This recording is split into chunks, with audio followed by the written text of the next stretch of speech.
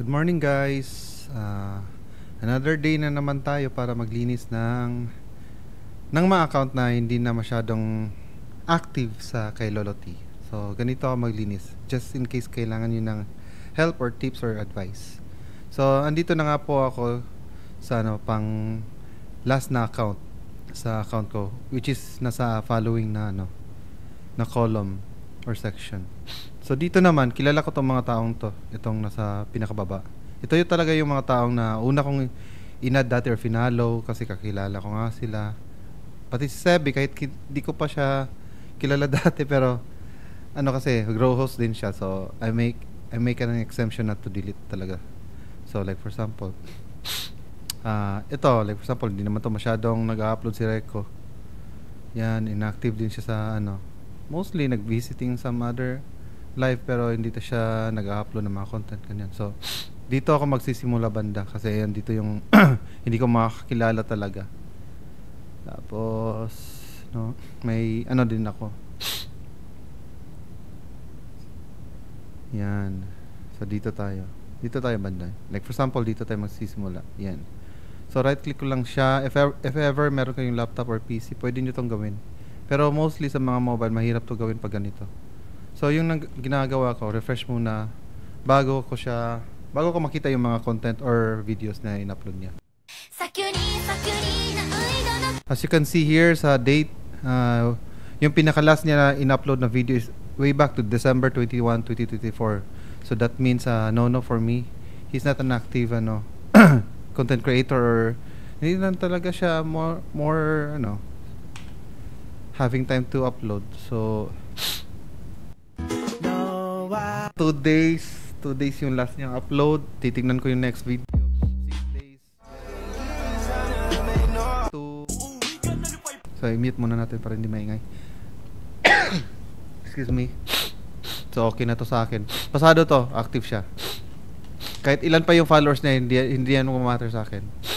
Yung mga lang talaga, yung mga videos na ina-upload na niya, meron ba siyang activity sa 4 days exempted, close. Yan, refresh para mag-display yung mga content niya. So 18 hours, 19 hours, so active siya. So 4 days, 6 days. Active pa rin siya. How about this one? So way back January 23 pa yung last niya. At saka masyadong matagal na yun para sa akin. Tsaka bata din to. Well, hindi ko rin to kilala.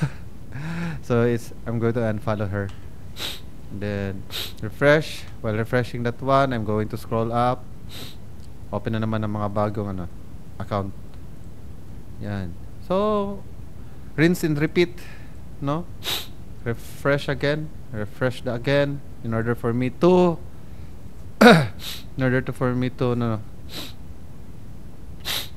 to see what are their contents. So, mute muna. Release ako yan. Close. Ito. Yan. Hindi ba siya masyadong malayo na yon. This one, Katsuki. Tawag dito. Mute. Way back February 24, February 4. Ang dami na in-upload February 4. Medyo siya. Masyado siya mapa-upload. refresh. Pasukin natin yung mga content. Look at this. Way back November 70 pa yung last upload niya. So yun pa lang, first video pa lang niya. Alam ko na to. 11 hour active siya, guys. November 11. New affiliate. Tagal na nito, November 11. So in-unfriend ko siya, or unfollow ko siya. 10 hours ago, 10 hours, one day active siya. Okay, that's an exemption. And then we're going to close all the accounts or pages na unfollow or hindi ko na-unfollow. Okay, yun lang guys. More scroll up. So kung maglilinis ka, rinse and repeat na ganyan.